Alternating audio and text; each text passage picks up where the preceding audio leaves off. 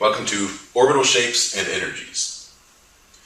So the angular momentum quantum number L, again, describes the shape of the suborbital. And I've showed a little bit about that in the last video. So S was spherically shaped, it has 0 planar nodes, P was 2-lobed,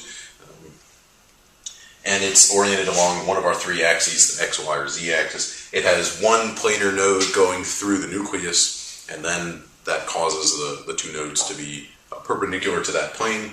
The D is 4-lobed. It's oriented between, or possibly along, 2 of the 3 axes, and it has 2 planar nodes in it, generally. The F is 8-lobed. It has 3 planar nodes, and so all of our suborbitals have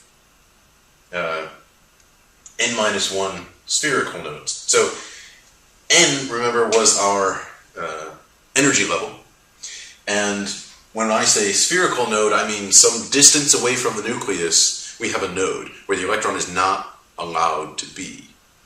And so that means that if we have, say, a p orbital that's in the 2nd energy level, we have that 2-lobed sort of structure where we have the nucleus in between, and we've got the planar node here.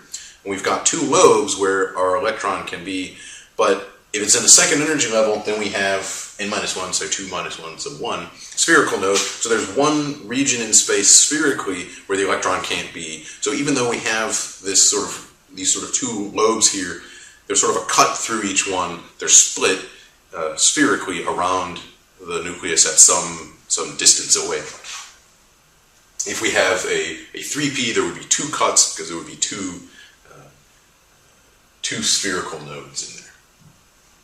So, most of the time when we picture a p orbital, we don't draw that node in there. But, so, again, our orbital shapes, the S orbital is spherically, so it's spherically symmetric, it's centered on the nucleus, there's no real direction associated with it. The p orbitals look something like this, so we've got the 2-lobe structure, and again, they're along one of the 3 axes, the X, Y, or Z axis. The d orbitals look something like this. So again, we have that 4-lobed structure. You see the 4-lobe structure here, and there,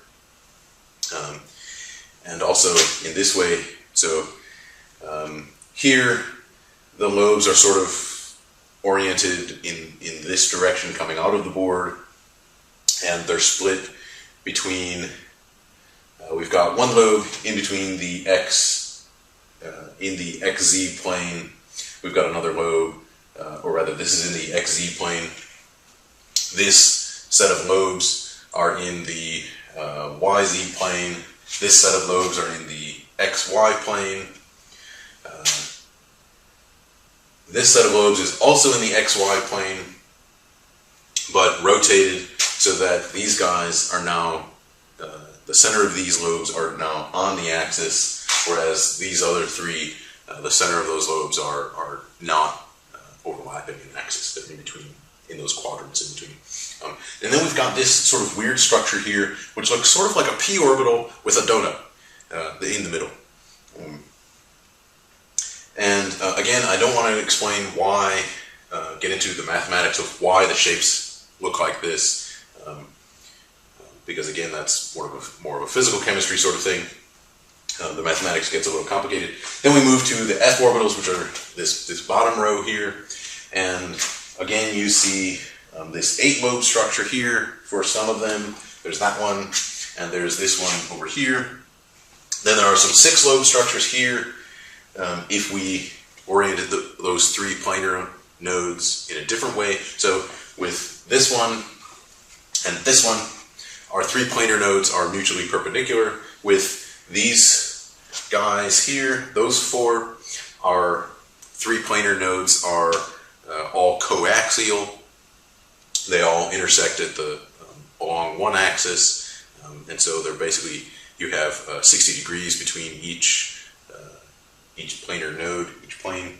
And then we've got this other one that looks sort of like that weird one from the d orbital, only now it's got sort of it still has the sort of P-shaped orbital, and now it has two donuts in the middle. And again, I don't want to get into why the shapes are the way they are, but know that they get more complex as we move on. So again, here's one graphic showing all of them.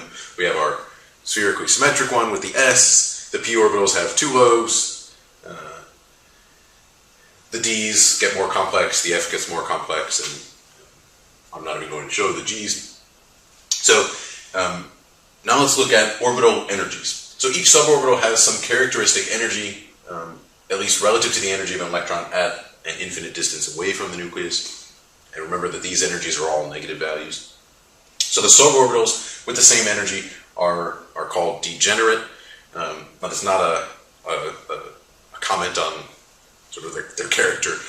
Degenerate there just means that they all have the same energy. So if there's no reason why orienting our, say, 2p along the x-axis as opposed to the z-axis or the y-axis, if there's no difference between orienting it that way, then those three orbitals all have exactly the same energy.